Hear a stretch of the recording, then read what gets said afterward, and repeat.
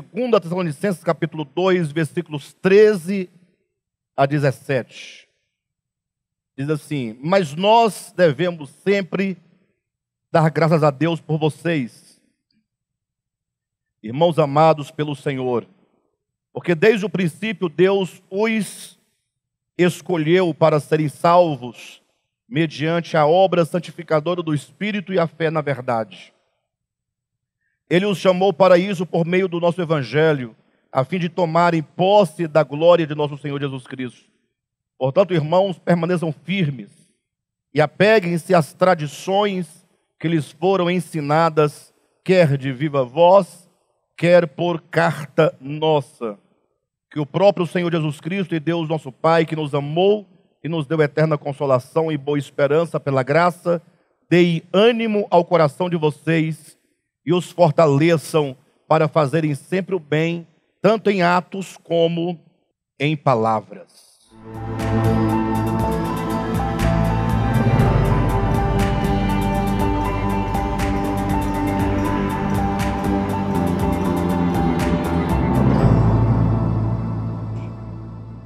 Amados, o versículo 13, ele começa dizendo: mas nós devemos sempre dar graças a Deus por vocês. Bem, eu não sei aí onde os irmãos estão em casa, né? Aqui está uma chuva muito forte e o nosso local de reuniões, ele não tem nenhuma acústica. Então todo o som da chuva, não só da chuva, mas da chuva batendo sobre um telhado de zinco, então enche muito o local de reuniões e eu fico um pouco desconcentrado. Mas eu vou me esforçar para me concentrar, tá, amados? Queridos, vejam que o versículo 13, o apóstolo Paulo, na continuação da sua palavra, ele diz que nós quem? Nós, Paulo, Silvano e Timóteo. São esses três os que são os remetentes dessa carta, né? Então, Paulo, Timóteo e Silvano escrevem essa carta. Então, ele diz que esses três irmãos, Paulo, Timóteo e Silvano, davam graças a Deus pelos irmãos da igreja de Tessalônica. Podemos, então, entender que Paulo, ele dá graças a Deus não somente pela igreja de Tessalônica, mas por todos aqueles que estão aqui, incluídos nessas bênçãos que ele apresenta no versículo 12, ou versículo 13. Vejam as bênçãos aqui, queridos, olha. Leia comigo. Mas nós devemos sempre dar graças a Deus por vocês, irmãos amados pelo Senhor, porque, primeiro, desde o princípio Deus os escolheu para serem salvos mediante a obra santificadora do Espírito e a fé na verdade. 2, versículo 14. Ele os chamou para isso por meio do nosso Evangelho. 3, a fim de tomarem posse da glória de nosso Senhor Jesus Cristo. Então nós temos aqui três bênçãos: a escolha do Senhor, o chamamento do Senhor e também, como diz o texto, o objetivo da nossa salvação, que é por fim tomarmos posse da glória do nosso Senhor. Então todos aqueles a quem o Senhor escolheu, aqueles a quem o Senhor chamou e aqueles a quem o Senhor escolheu e chamou para tomarem posse da glória do nosso Senhor Jesus Cristo. Então, como nós devemos compreender inicialmente essa parte deste capítulo? Do versículo 9 até o versículo 12, o apóstolo Paulo está falando sobre um grupo de pessoas a quem ele vai definir como aqueles que amam a mentira, aqueles que aborrecem a verdade. Quando no versículo 13 diz: quanto a vós outros, ó amados do Senhor, nós damos graças a Deus por vocês. Então nós temos aqui um segundo grupo de pessoas. Então, numa leitura de um texto como este, é preciso que nós façamos esse jogo, olhando para o grupo daqueles que não amam a verdade, e olhando também para o grupo em oposição, que são aqueles a quem o Senhor escolheu, a quem o Senhor chamou, e escolheu e chamou para tomarem posse da glória de Jesus Cristo, e isso por meio da santificação do Espírito e fé na verdade. Então veja que novamente a questão da verdade é trazida à tona. Então eu queria que os irmãos neste momento pensassem comigo essa oposição desses dois grupos. E isso por uma razão muito simples. Me parece, pela Escritura, que a humanidade ela se divide exatamente a partir dessa perspectiva. A mentira de um lado, a verdade do outro, os que amam a mentira e os que amam a verdade de Deus. Não há meio termo. Evidentemente que todos nós estamos ainda dentro de um processo de salvação, mas o que não pode faltar em nosso coração jamais é o desejo de verdade. Desejo de verdade é um conceito não somente bíblico, mas também é um conceito filosófico. No sentido de que todos nós, pelo menos em tese, todo ser humano, ele tem um certo desejo de verdade. Mas nem todos efetivamente têm um desejo de verdade. Ora, como explicar esse paradoxo, né? Nós dizemos que todos os homens têm um desejo de verdade, uma expressão mais acessível, desejo pela verdade, de conhecer a verdade, de aprender a verdade. Isso é um sentido geral de todo ser humano, porque o ser humano, na sua própria natureza, busca pela verdade. O querer saber, o conhecer a verdade, a ideia da existência do homem, do futuro, metafísica, da eternidade de Deus, é uma questão totalmente humana, no sentido de que os homens têm em sua natureza não somente esse instinto de buscar a verdade, mas também essa inclinação de buscar a verdade. Nesse sentido, todo ser humano, porque é humano, tem o tal de desejo pela verdade, o desejo de verdade. Quem está me compreendendo? Entretanto, efetivamente, nem todos os seres humanos têm um desejo de verdade. Porque agora não é uma questão de um instinto ou de uma inclinação que é uma propriedade da natureza humana, mas é uma questão de coração, de determinação. Agora, esse desejo de verdade deve ser entendido como sendo um propósito que há no coração daqueles que determinaram e que decidiram que querem a verdade a todo custo.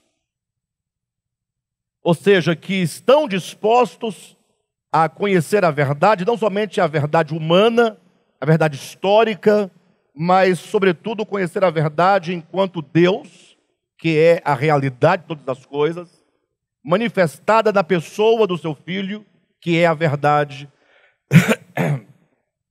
desculpe, amados, de que fala a Escritura.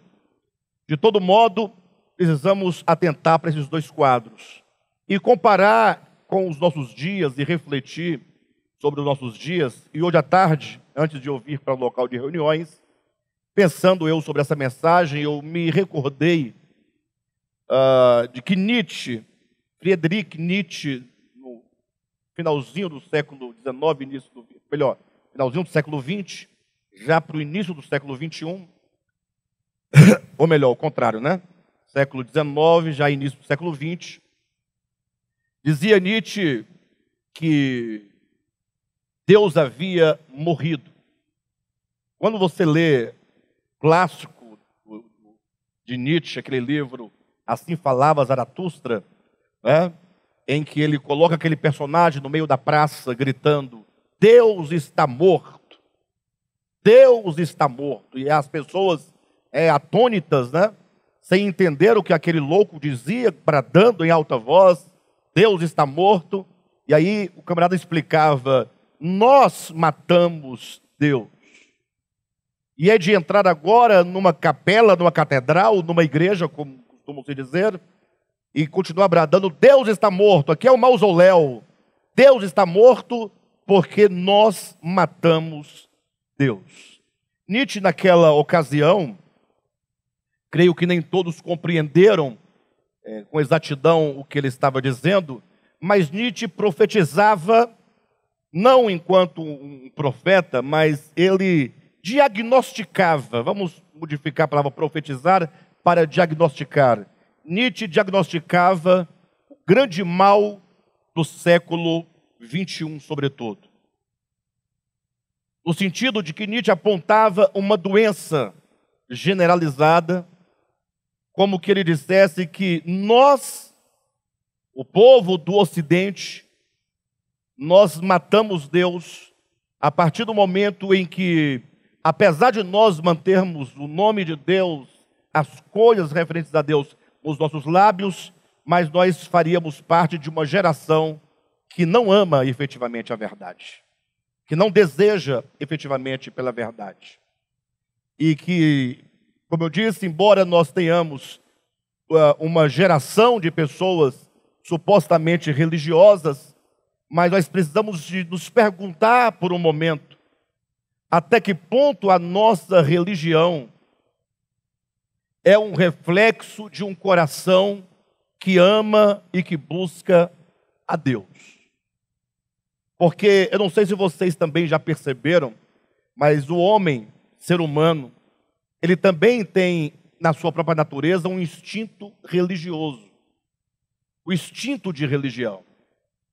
E isso seria uma válvula de escape, no sentido de que o homem, se tão somente ele tiver uma religião, aquilo é como que um refrigerar da sua consciência que não deseja efetivamente por Deus. Ou seja, o homem precisa ter ali uma religião, ele precisa cumprir com os seus compromissos religiosos, para que isso lhe dê uma sensação de segurança espiritual, de segurança eterna. É como que ele dissesse: olha, eu não sou exatamente de viver para Deus, de conhecer a Deus, de me entregar a Deus, de mergulhar em Deus e de abrir mão de tudo aquilo que porventura me impede de ter uma experiência real com Deus, mas eu pelo menos tenho Deus enquanto ali um nicho sagrado que me dá uma pseudo-segurança de que eu estou com Deus. Esse é basicamente o reflexo da igreja de Laodiceia. Quando você lê Apocalipse capítulo 3, versículo 14 ao 22, você vai encontrar exatamente esse retrato de uma igreja pobre, de uma igreja cega, de uma igreja miserável, de uma igreja totalmente destituída da presença real de Jesus, uma igreja totalmente destituída e desprovida de experiências de uma realidade espiritual, mas que se gaba, dizendo: sou rica e abastada, e eis que eu não preciso de coisa alguma. Ou seja, porque ela tem aquela prática religiosa como seu porto seguro.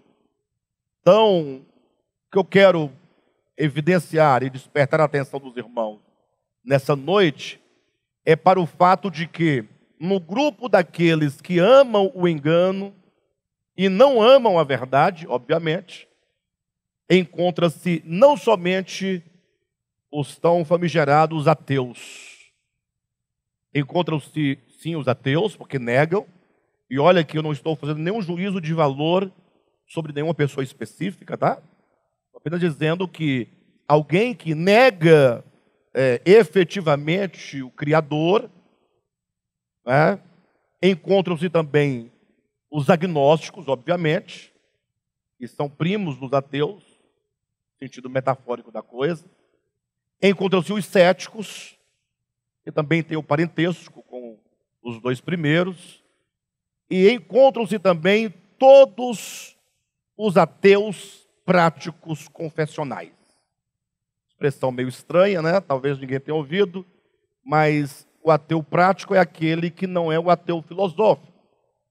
que o ateu filosófico ele defende a sua incredulidade a partir de pressupostos e de supostos fundamentos que embasem a sua conclusão e a sua convicção. O ateu prático não.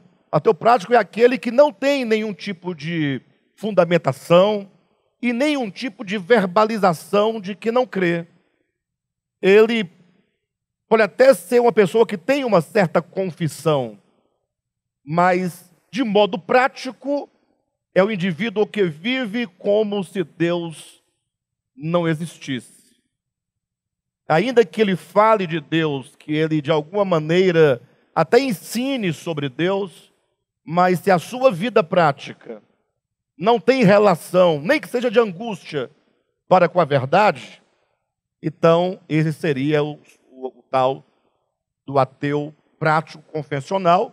Ateu porque, na prática, ateu porque não tem uma convicção verdadeira, prática porque essa falta de convicção em Deus não é filosófica, ela se aplica na vida prática, na existência do camarada. Confessional porque ele tem uma confissão em Deus, mas é apenas uma confissão de lábios, como Jesus declara em Mateus capítulo 15, dizendo: vocês me honram com os lábios, mas o coração está longe de mim. Como Tiago fala na sua epístola, daqueles que dizem com os lábios que têm fé.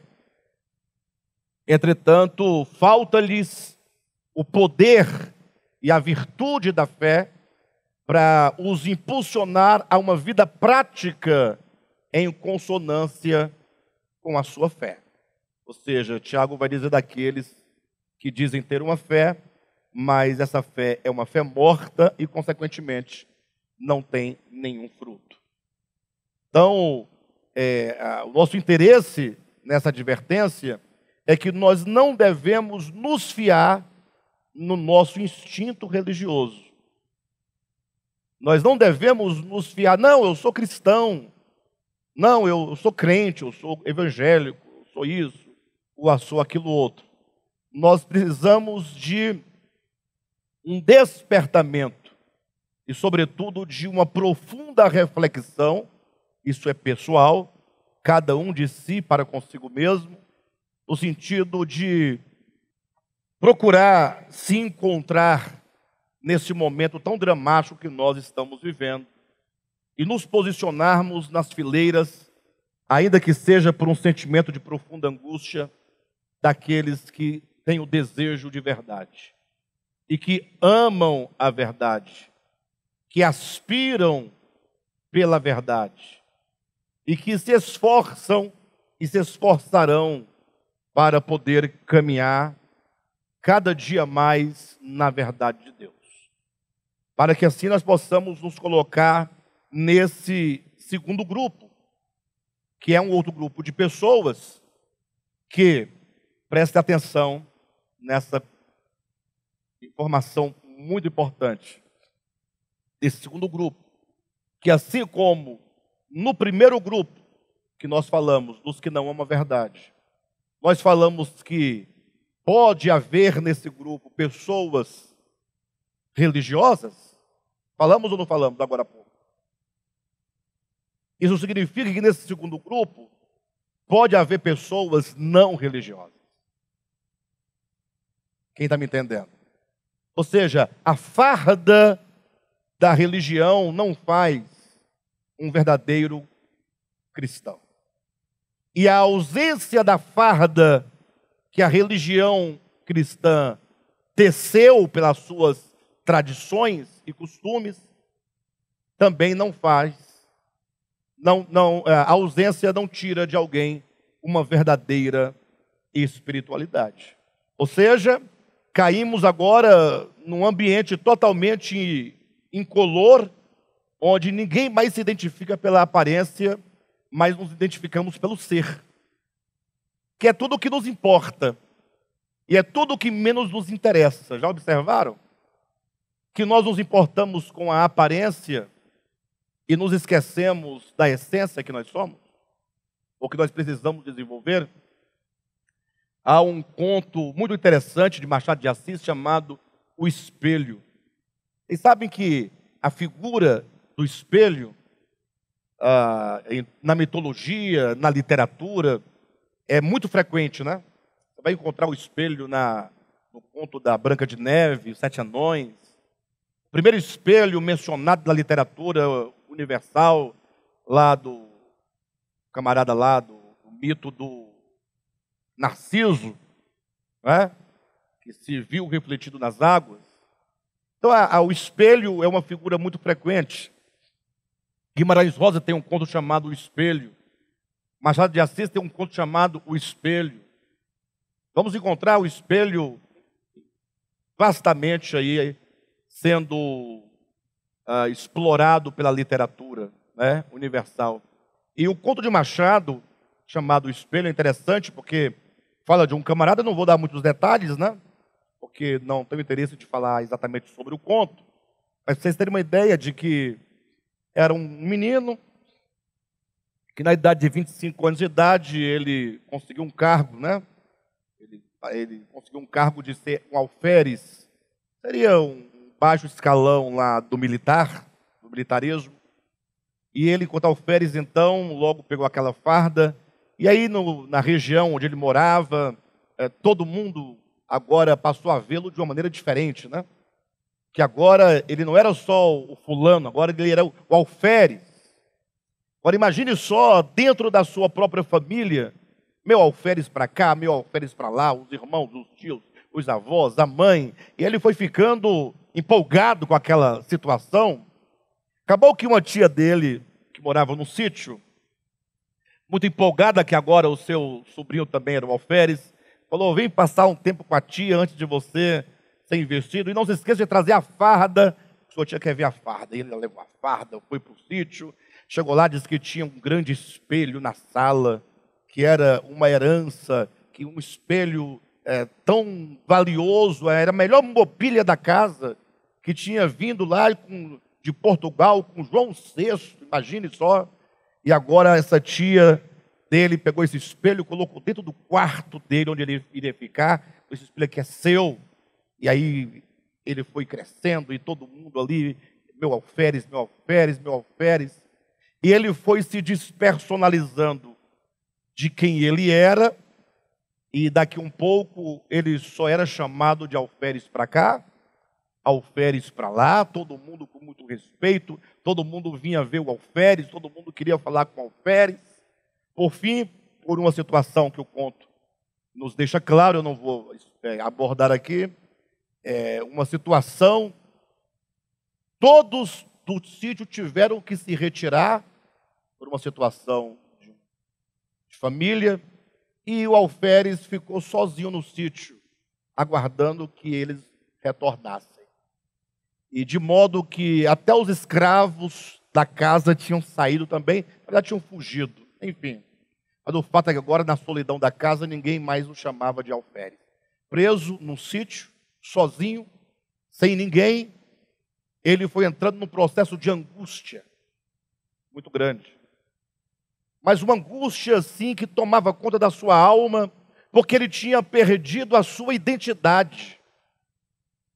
E ele era apenas o alferes, mas para ele ser o alferes, tinha que ter alguém para se dirigir a ele com reverência, com respeito, com amor, com carinho, com bajulação, chamando-o de alferes. E quando falta a pessoa que faz esse papel, o alferes desaparece. Então o alferes desapareceu pela ausência do espírito bajulador, e a própria pessoa também já tinha desaparecido, consumida pela ideia do alferes. O camarada desapareceu, basicamente. Imaginem, que coisa extraordinária a imaginação do Machado para poder fazer refletir a alma humana. E olha que ele diz que esse alferes que tinha sido criado, que era simplesmente o olhar das pessoas para com o indivíduo, forma nessa pessoa uma segunda persona, a quem Machado diz ser a segunda alma. Ele diz que todo ser humano tem duas almas, uma que olha de dentro para fora e outra que olha de fora para dentro. Que é o olhar das pessoas. E esse camarada foi entrando em desespero, passou uma semana, passaram-se 2 semanas, e aí quando ele estava já para fugir daquele lugar, sair daquele, abandonar aquele sítio para ir embora de tanto desespero, ele passou na frente do espelho e resolveu se olhar, e ele não via nada senão algo embaçado, sem nenhum delineamento. Ele via uma coisa estranha, uma coisa ofuscada, uma coisa embaçada, isso para representar que ele havia perdido a sua identidade. Foi quando ele se deu conta da farda, resolveu vestir a farda. Quando ele veste a farda, que ele olha no espelho, ele se vê nitidamente o alferes. Vocês entendem o que esse conto quer dizer? Aí tem um desfecho, que eu não vou falar o desfecho para vocês, mas o fato é que esse conto, ele quer dizer o quanto que nós, seres humanos, nos esquecemos da nossa alma interior, que é aquilo que somos.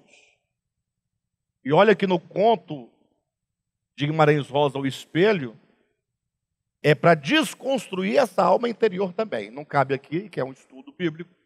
Esses 2 contos, só para aguçar a vontade dos irmãos e a curiosidade e o desejo de estudar conosco, serão alvos, os 2 textos serão alvos de nossas leituras e exegeses aqui do nosso curso de leitura e hermenêutica filosófica. Viu, pessoal? Está reservado, está separadinho lá, esses 2 contos e outros contos mais que nós vamos também trabalhar. Mas, de todo modo, eu quero trazer para vocês a questão de como nós nos esquecemos do nosso ser, damos pouca atenção para o que somos de fato e valorizamos a aparência. Não é? Não há ninguém mais orgulhoso do que o religioso. E tem mais, quanto mais sectária for a sua seita, mais orgulhoso ele é.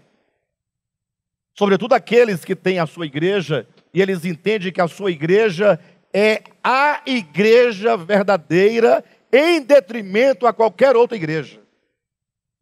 Sobretudo a seita, aquela seita mesmo, que se identifica como sendo a resposta de Deus para a humanidade, o terceiro anjo, e coisas do tipo.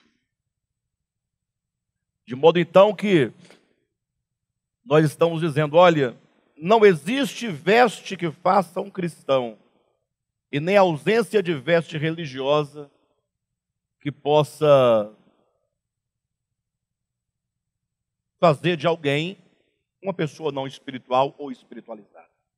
Então, nós estamos dizendo, vamos olhar para dentro de nós, nós precisamos entender claramente que nós fazemos parte, ou devemos fazer parte, daqueles que entendem que há um Deus, criador de todas as coisas, que Ele próprio é a realidade de todas as coisas, que criou o homem com um propósito, que esse Deus se revela ao homem por meio do seu Filho Jesus, que é a verdade, e que agora todo o nosso alvo de existência é ir em busca no encalço da verdade.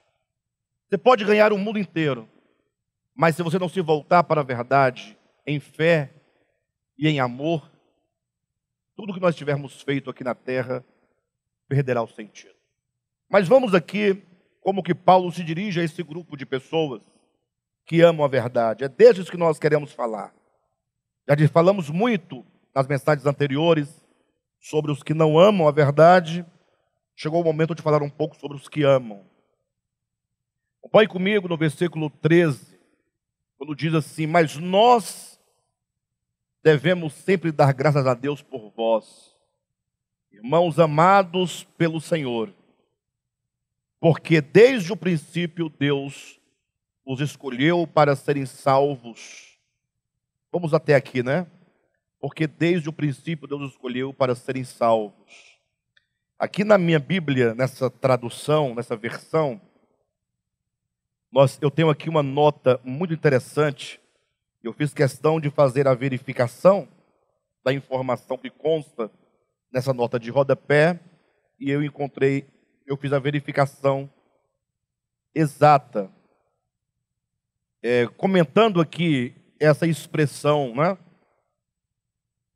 desde o princípio Deus os escolheu para serem salvos, diz aqui a nota, vários manuscritos dizem porque Deus os escolheu como os seus primeiros frutos. Puxa vida. Eu não sei quantos de vocês entendem quando diz que em muitos manuscritos encontra-se essa expressão, e não essa que está no texto bíblico, é porque após o manuscrito original, após, no caso, Paulo ter escrito essa epístola, muitas cópias houve, muitos escribas reproduziram essa carta. Hoje em dia não, hoje em dia você escreve um livro, né? E manda para uma editora, a editora faz a editoração, faz a impressão do seu livro, e agora aquele escrito original que você fez ao computador, antigamente faziam a caneta, a pena, não é? Faziam na máquina de datilografia, hoje faz-se no computador, né? Então faz aí 10 mil, 20 mil, 50 mil cópias e espalha para quantos quiserem. Como naquele tempo não tinha imprensa, no tempo dos apóstolos, no primeiro século, então, a partir de um escrito original, os escribas começavam o quê? A reescrever aquele pergaminho, aquele manuscrito, não é?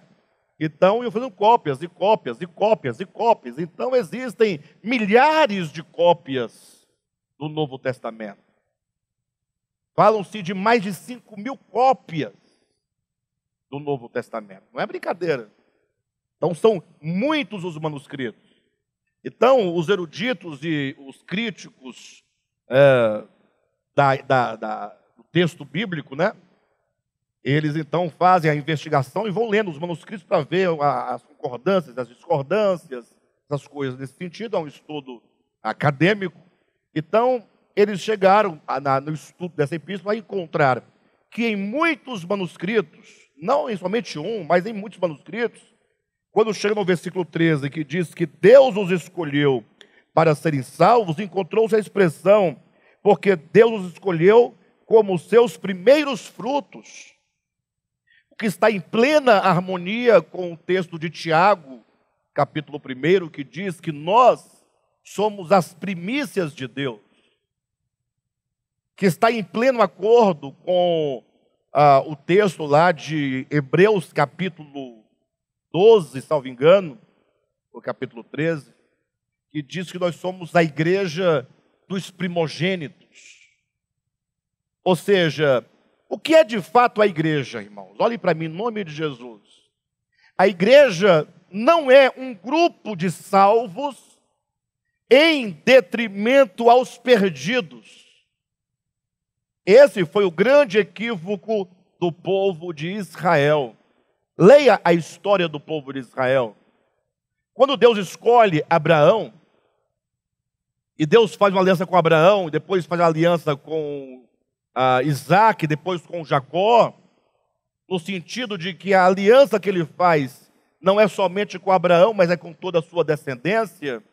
Quando Deus escolhe Abraão para que Abraão fosse a semente de uma nação, a pergunta é: qual era a intenção de Deus de ter uma nação santa sobre a terra?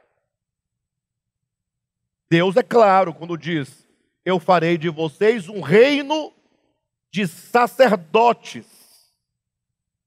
Ou seja, era um povo que, como diz Paulo na linguagem neotestamentária, seria o oráculo divino, um povo que, como um vaso, iria conter a revelação da verdade de Deus possível naquele tempo, que teria ali a compreensão mínima acerca de Deus e da sua obra de salvação. E esse povo, enquanto um reino de sacerdotes, deveria ser um povo que levaria às outras nações a verdade acerca de Deus. O povo de Israel é separado, é escolhido por Deus como um primeiro fruto, como uma primícia. mas no sentido de que a partir de Israel, voltemos agora à promessa de Deus a Abraão, todas as nações da terra seriam abençoadas. E falar disso hoje só estranho para a maioria dos cristãos. Sabiam disso? Ou melhor, sobretudo para essa linha de calvinismo, né? Porque eles entendem que Deus elege um em detrimento de outro, para salvação e perdição. Mas o fato é que Israel, não entendendo essa sua missão, a partir do sábado do sétimo dia, a partir da circuncisão e a partir do templo de Jerusalém, tornaram-se pessoas facciosas, entenderam que só eles tinham privilégio, eles entenderam que Deus os havia escolhido em detrimento ao mundo, eles para a salvação, o mundo para a perdição. Por isso eles fracassaram não somente enquanto missão, mas fracassaram no próprio reconhecimento do Messias. Israel não entendeu o seu propósito. Quando vem Paulo no Novo Testamento, ele diz o quê? Falar que Deus já estava previsto que alcançaria todos os homens, e não somente Israel, Paulo vai dizer, isso era o mistério que estiver oculto dos séculos e gerações. A saber, que os gentios são co-herdeiros. Falar que os gentios são co-herdeiros, por que co-herdeiros? Porque existe um herdeiro. Quem é este primeiro herdeiro? É Israel. Israel é o primeiro chamado. São os herdeiros de Deus. E os gentios? Fora, não é essa a ideia? Eles deveriam levar essa mensagem aos gentios. Paulo vai dizer, por isso que aqueles que estavam longe, sem esperança e sem promessa e sem nada, foram o quê? Foram aproximados e reunidos agora fazendo um só povo. É a ideia que Paulo fala em Romanos capítulo 11, quando ele vai dizer que se a raiz é santa, os ramos também serão santos. A raiz é Abraão, Isaque e Jacó. Quando você lê Romanos capítulo 11, fica claro que aquela oliveira ali é o povo de Israel, que possuía as promessas. Que por isso muitos ramos de Israel foram cortados. Não foi a oliveira que foi cortada, foram os ramos. E os ramos de jambuzeiro bravo foi enxertado nessa comunidade de escolhidos. Quem está entendendo? Fazendo parte agora das mesmas promessas. Essa é a explicação que Paulo dá do mistério oculto, para dizer que a bênção da salvação para Israel também era para as nações, e não somente para Israel. Bem, vindo agora a era da igreja, inverteu-se. Israel, como os ramos foram cortados, lançados fora, e agora nós, que era o jambuzeiro bravo, nos tornamos agora parte. A igreja agora está nessa grande oliveira da promessa que Deus fizera a Abraão, Gálatas 3,14, para que a promessa de Abraão chegasse até os gentios por meio da fé, a saber, o Espírito prometido. Aí vem agora a igreja. E agora a igreja deveria se entender como sendo os primeiros frutos, como era Israel. A igreja deveria agora se entender como a igreja de primeiros, de primogênitos. Não com orgulho de condenar todo mundo, não. É se entender como um reino de sacerdotes. E a igreja cometeu o mesmo erro de Israel e comete até hoje o mesmo erro de Israel de julgar-se e considerar-se aqueles que são salvos em detrimento aos que são perdidos. E na verdade a igreja é a noiva, é a colaboradora do noivo. A igreja é o corpo do Cristo, porque é por meio dela que o Cristo deve trabalhar em prol da sua criação e portanto, das nações para a qual ele veio, para os homens, para a humanidade. Mas a igreja perdeu a sua identidade, não viu a sua função, não consegue se encontrar mais, senão como uma coisa estranha, arrogante, blasfema, que se entende que são os únicos salvos. Daí o texto de Paulo, quando ele diz que Deus os escolheu, essa escolha é uma escolha de missão. Não é uma escolha de salvação em detrimento à perdição de outros. Ou seja, nós somos escolhidos para a salvação, lógico. Mas a escolha é sobretudo para nos fazer o meio divino, o meio material e histórico divino, por meio do qual o evangelho deve ser pregado e anunciado a todas as pessoas. Por isso que ele diz, vós sois a luz do mundo. É uma igreja que tem que brilhar e resplandecer para iluminar. Vós sois o sal da terra. É uma igreja que tem que ser em natureza para que o mundo seja de alguma maneira afetado e conservado e influenciado e temperado por meio da igreja. Quem está entendendo claramente? Por isso que Paulo, em Romanos capítulo 9, ele vai usar, quando ele fala sobre os eleitos, os escolhidos, ele falando sobre a soberania de Deus, ele fala que Deus pode fazer um vaso para honra e outro vaso para desonra. Por que Paulo usa a metáfora do vaso de honra e do vaso de desonra? Por quê? Nós temos que tomar muito cuidado quando lemos, não só a Bíblia, sobretudo a Bíblia, porque as metáforas, elas passam sem que nós as percebamos, nós atropelamos as metáforas. Ninguém se pergunta por que ele usa vasos de honra e vasos de desonra. Ora, o vaso está para a sua utilidade.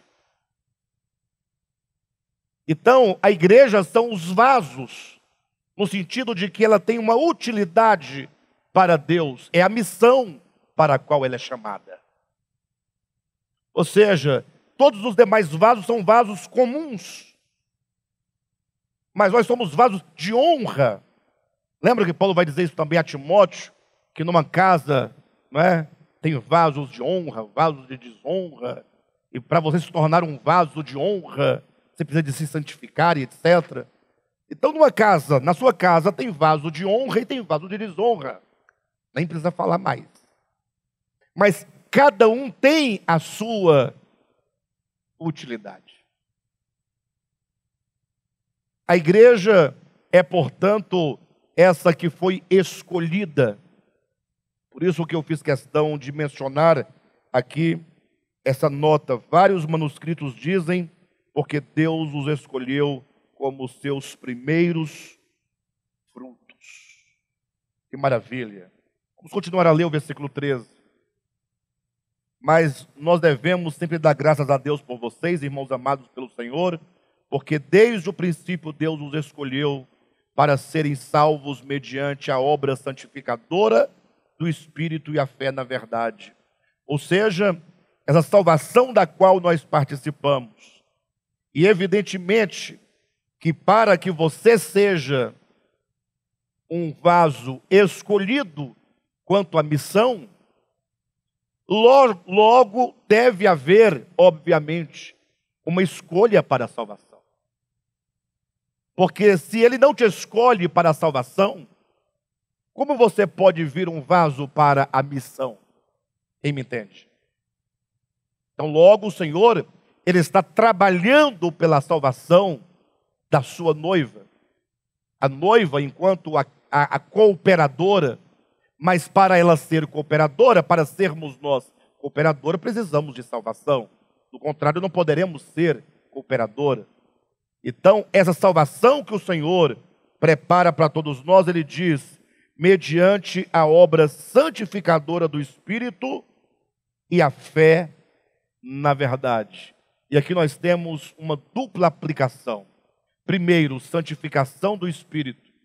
Seria uma obra prévia que Deus realiza sobre aqueles que serão a sua igreja. Ou seja, o Espírito Santo, desde a nossa fecundação.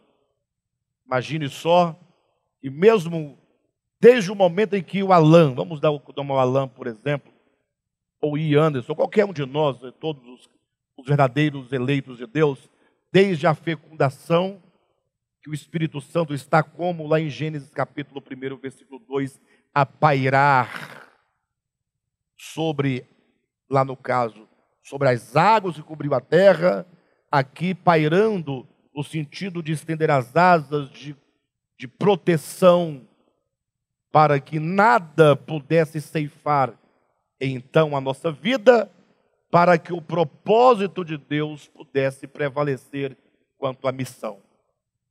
O Espírito Santo santificando, separando, guardando, para quê? Para o momento do chamamento de Deus. Aguardando o momento do chamamento. Vem então o Senhor e nos chama. E quando Ele nos chama, qual é o elemento que é despertado em nós para que nós atendamos a esse chamamento? Ele diz depois aqui da santificação do Espírito, ele diz fé na verdade. E aqui é que eu gostaria que os irmãos pensassem sobre isso. Fé na verdade. Então o Senhor nos escolhe, o Senhor nos chama, mas Ele nos escolhe e nos guarda pela santificação do Espírito, que nos conduz agora à fé na verdade. E essa fé na verdade, queridos, é a grande questão que nós tanto temos falado aqui nesse ministério, que nós tanto temos conversado, e não sei até que ponto vocês têm compreendido. O que é a verdade? Se você perguntar isso para o mundo religioso, cada grupo religioso, cada teologia diferente vai dizer o seu conjunto de verdades, a que eles chamam de a verdade. Cada grupo. Você pode perguntar para o Espiritismo, você pode perguntar para a igreja evangélica, seja ela qual for, cada um vai dizer que o conjunto de crenças daquela sua instituição é o que é chamado de a verdade. Certo, você vai encontrar uma pessoa um tanto mais sensata que no primeiro momento vai dizer, Cristo é a verdade. Por causa do texto que Jesus declara, eu sou o caminho, eu sou a verdade, eu sou a vida. Pô, Cristo é a verdade. Mas se você fala assim, mas e como você interpreta Cristo é a verdade? Não é muito vago dizer Cristo é a verdade? Aí logo é que eles vão traduzir esse Cristo verdade enquanto o conjunto de crenças que eles desenvolveram acerca desse Cristo.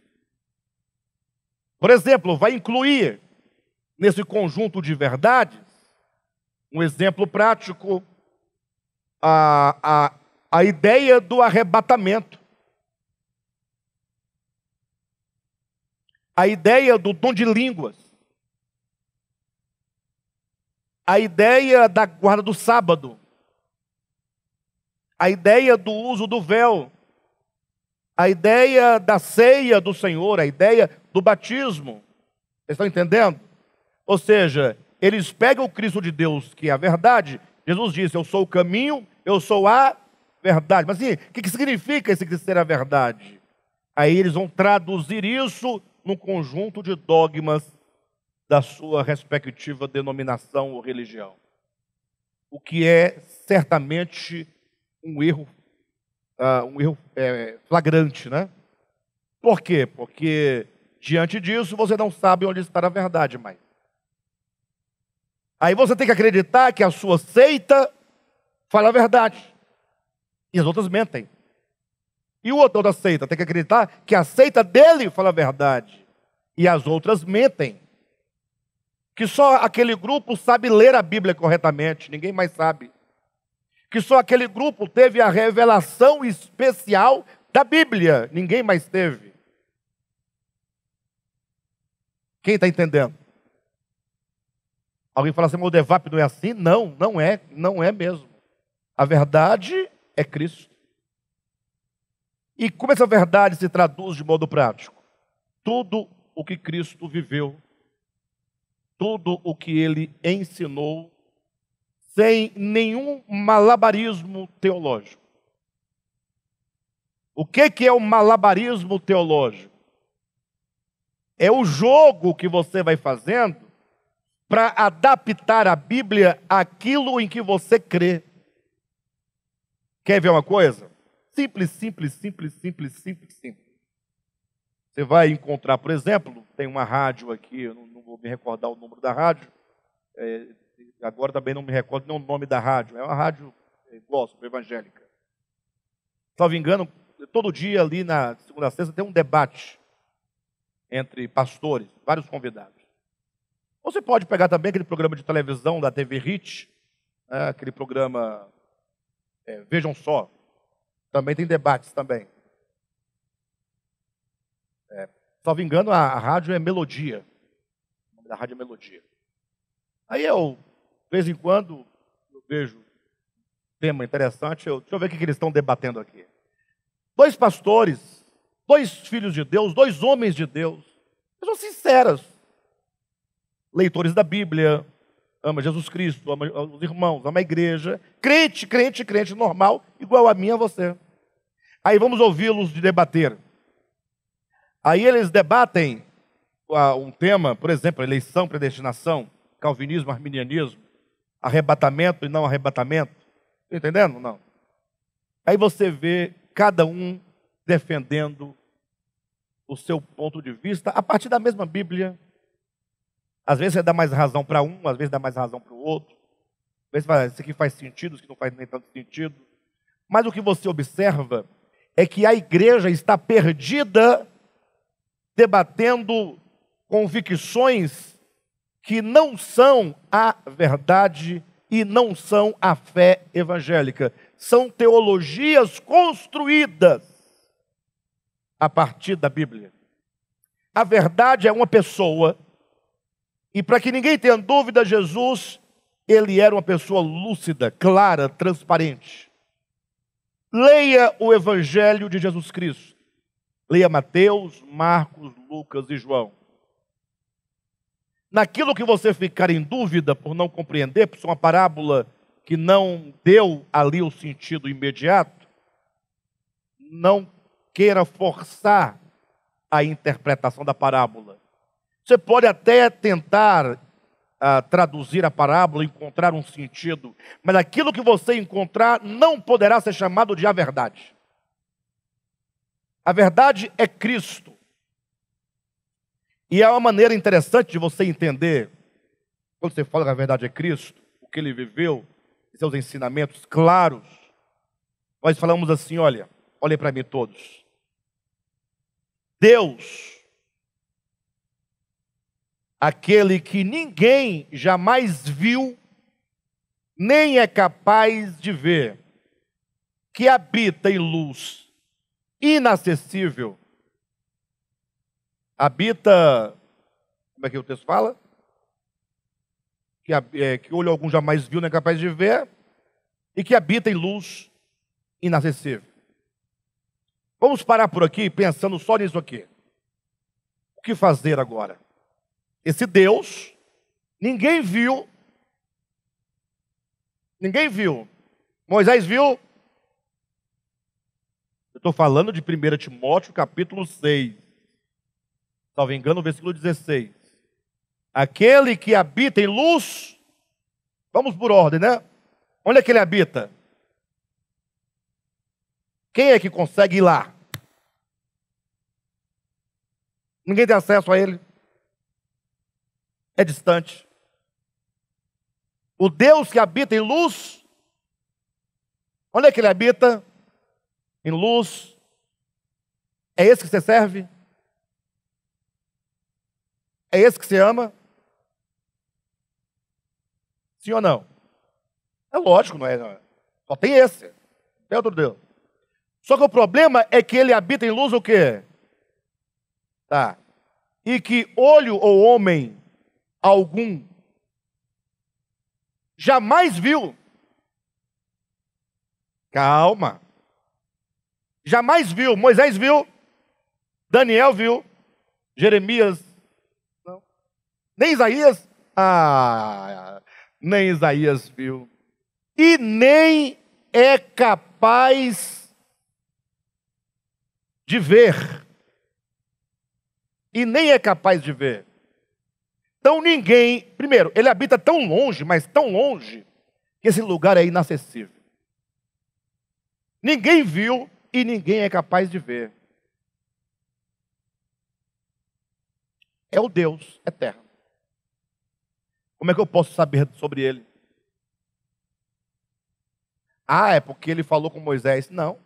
Aí diz que ninguém viu, nem é capaz de ver, habita em luz inacessível. Mas está escrito lá que Moisés viu as costas de Deus. Para de bobagem. Para de bobagem. Todas aquelas visões no Antigo Testamento eram meras visões. Epifania.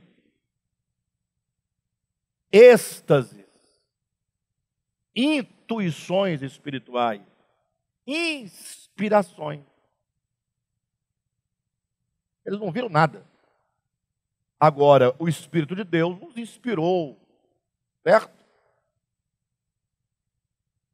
Mas eles viram, só que eles não viram a Deus.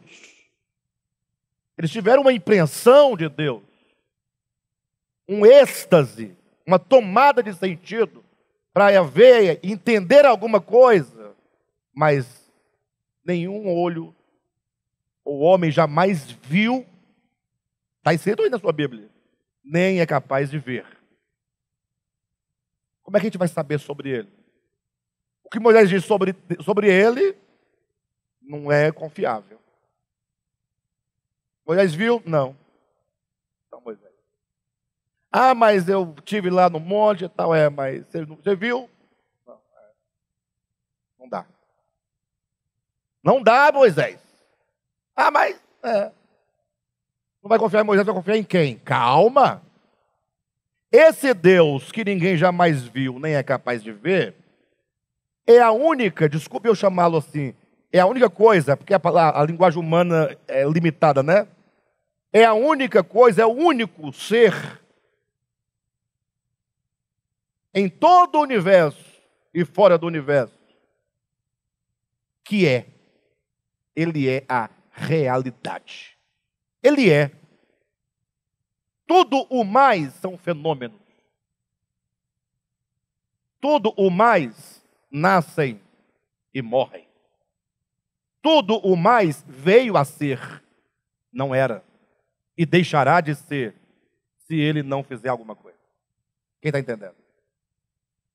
Só que nós homens queremos conhecer essa realidade, tocar essa realidade, só que habita em luz inacessível, e olho ou homem algum jamais viu, nem é capaz de ver. E agora?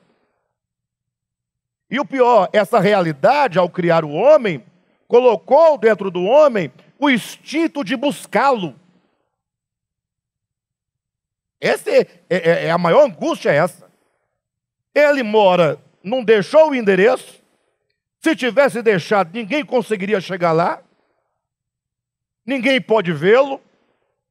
E aí ele coloca dentro do homem o desejo de verdade, busca pela verdade. Paulo vai dizer que os homens em todos os tempos e lugares andam procurando por Deus, mesmo que seja tateando. Todo mundo quer saber como é, o que ele quer. Puxa, fala o que você quer da gente. Fala como é que é.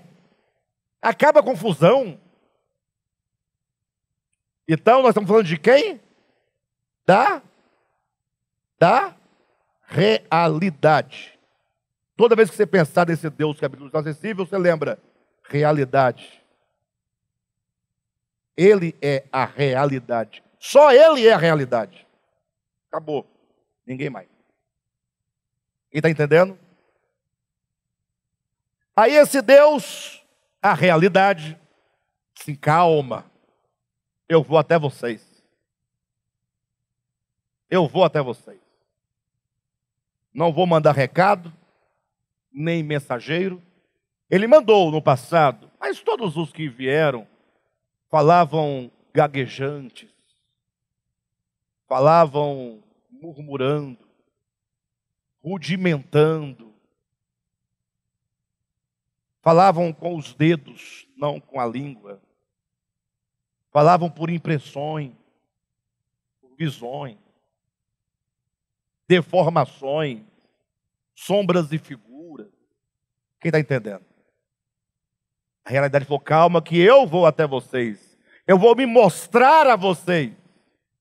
Não mandou nenhum livro do céu, escrito com letras de ouro. Não, mas aquele que era desde o princípio, que é o Verbo, que é Deus, se fez carne. Quando a realidade se põe mostrada, viva, andando, acessível, tangível, vista no meio dos homens, a realidade agora se torna o quê? A verdade. Verdade é a realidade tangível, mostrada. O Deus que habita em luz inacessível é a realidade. Quando ele se mostra, ele diz assim, eu sou isso aqui, a verdade. Nunca mais se esqueçam o que significa eu sou a verdade. A verdade é, muito se disse acerca da realidade. E muitos disseram acerca da realidade. E todos eles, como péssimos pintores, deturparam a imagem da realidade. Aí a realidade diz, mas eu vou até vocês e vou me mostrar a verdade acerca da realidade. É isso aqui. Então a verdade só pode ser traduzida enquanto uma pessoa, enquanto o que ele fala, enquanto o que ele realiza. Não é doutrina. E aí eu digo e encerro por aqui. Leiam Mateus, Marcos, Lucas e João, a despeito de toda deficiência que o texto, porque é texto, possui. Se você acha que Mateus, Marcos, Lucas e João é uma coisa que você está muito distante, não. Isso aí derrubou foi muito a verdade. A verdade não é Mateus, Marcos, Lucas e João. A verdade é Cristo. Mateus, Marcos, Lucas e João ainda são lábios balbuciantes acerca da verdade. Mas pelo menos traduzem para nós, não mais sombras nem figuras, mas fala sobre o Cristo, como ele viveu, o que ele ensinou. Eu desafio vocês todos vocês, a lerem os 4 evangelhos e procurar colocar no papel em branco cada ensinamento de Jesus. Ensinamento.